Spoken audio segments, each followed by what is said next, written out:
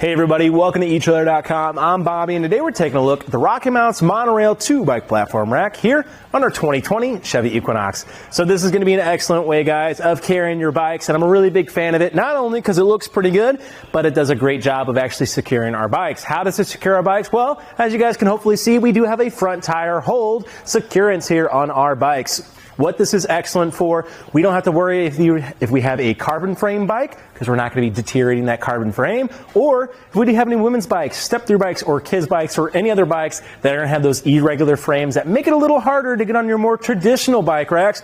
We don't got to worry about that. As long as we have one good front wheel, we're going to have an A-OK time getting our bikes to our destination.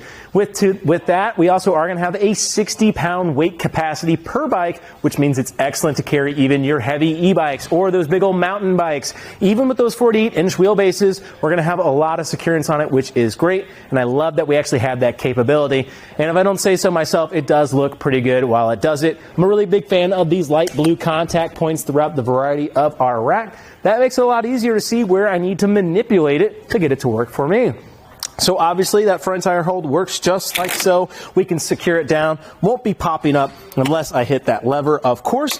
Love how that guy works and really does make it a lot easier to actually secure your bikes in it. Now, talking about these cradles, I do like this front cradle as well. And you're going to see how well it works in tandem with that rear cradle. So we do have that 18C standard groove going throughout of it. But we actually have a very wide set cradle, especially when you start comparing it to some of the other platform racks out there. You can see about 4 3/4 on that inside dimension. Now, of course, it is going to get just a little bit thinner at the bottom there, but you do have that width to start accounting for your bigger bikes. On the other end here, we are going to have this oscillating rear cradle. I'm a really big fan of these guys because we do have those big old 48-inch wheelbases. We're still going to be able to secure it here. And even if it is kind of tilting at this angle, again, we have a really good Securance with our strap, but keep in mind that front cradle, right? This backer plate does a great job of holding our bikes in there, especially as we bring our arm in. It just does a great job of actually securing our bikes. And one last little thing I love about it, again, we do have those wider cradles, right? It actually does come with included fat bike tire strap adapter. Basically just gives you another strap to go ahead and start adhering to those bigger tires, which is excellent. Glad that they've actually kept all of us in mind as they are designing it. So, as we're taking a look here with our bike interacting on the back of our Equinox, a couple things to take note of. We are seeing it kind of interacting there with that taillight just a little bit. Now, if you get two bikes on here, maybe you're going to lose a little bit of that visibility there. Keep in mind, we do have our top cowling, and we have very good distance here. So I think that emittance of that light is going to be no issue at all, which is great.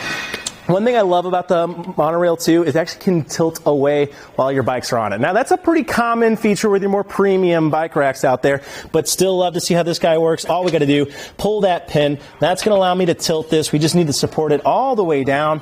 And of course, be careful. The heavier your bike is, the more weight's going to be there, but that's going to allow me to access my hatch here. Now I can get those bike helmets, coolers, anything else I might need from the inside. I have that quick access. Really, really nice when we're either at a gas station or maybe just running some errands on the way home or even before we head out for the weekend. Love that we actually have that access. Now keep in mind here too, we do have a little bit of a smaller handlebar, but even if we did have those standards and even probably those really wide ones, I can almost double my handlebar length here. Still not going to have any interaction with my hatch, which I love to see.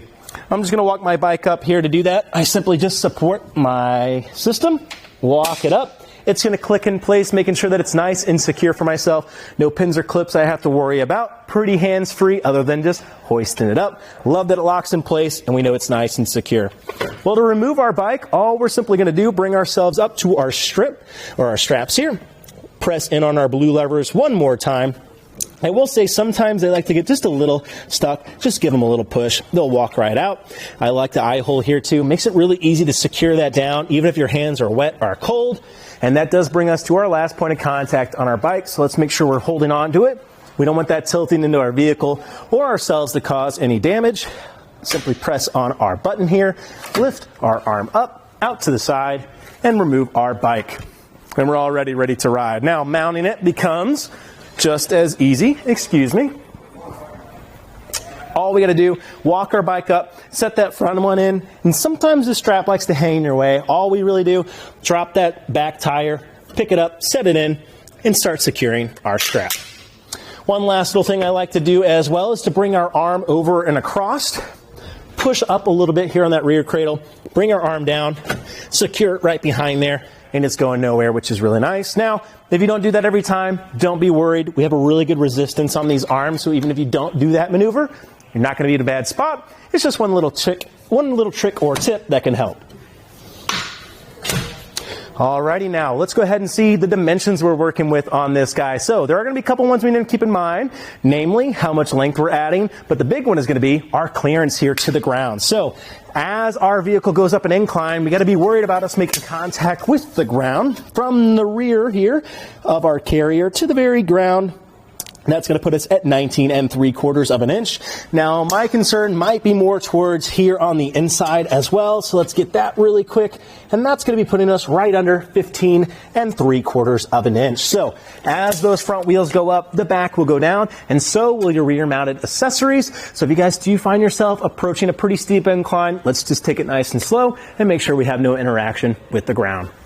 But we can go ahead and see now how much length we're adding here to the back of our Chevy Equinox. To do that from the back of the bumper here today to the very end of my carrier, that's going to be putting me right at 30 inches, probably actually 29 and about 3/4 of an inch. Now, I love to see that. A two-bike platform rack staying within 30 inches in the back of the vehicle is going to be very nice for ourselves, make it a little bit easier to have that maneuverability to move around, and we can quickly shorten this up. We're going to pull that pin one more time, and instead of tilting down, we're going to go right back up towards our vehicle. Now, we do stay pretty nice and tight on here, and you might be worried about a little interaction. Again, love that we can get those arms behind there, and we're not going to have any contact with the back of our vehicle, but I actually really like how nice and tight this is to the back.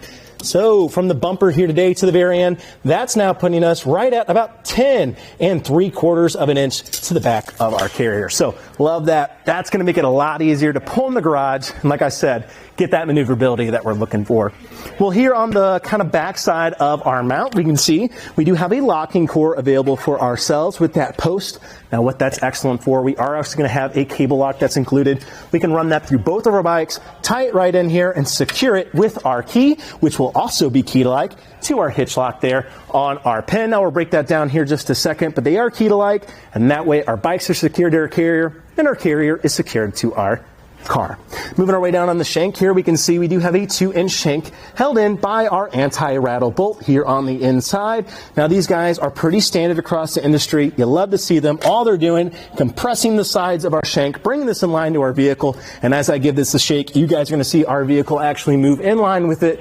That means we've taken all that shake and play out, making for a nicer, smoother ride for ourselves, our bike rack, but especially our bikes. And one last little thing here in the facing, I love this offset capability. We have these nuts right here. All we got to do, back those off a little bit. That's going to allow me to shift my platform around. So if you guys are having very similar sized bikes that are just having that kind of weird interaction, we can actually shift them apart.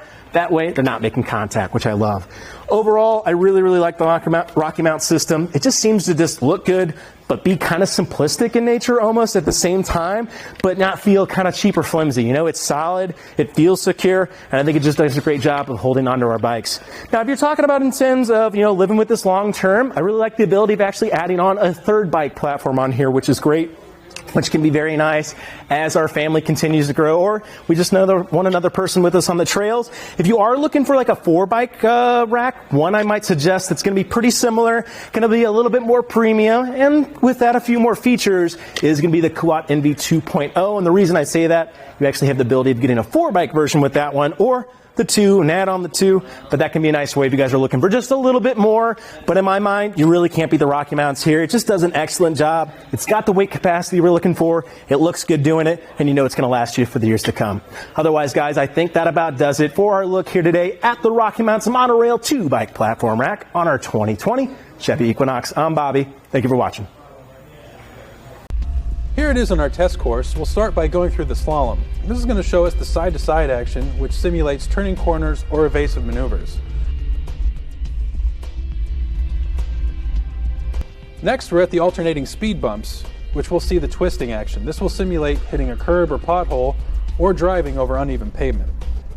And finally, we have the full speed bumps, where we'll see the up and down action, which is just like driving out of a parking lot, garage, or driveway.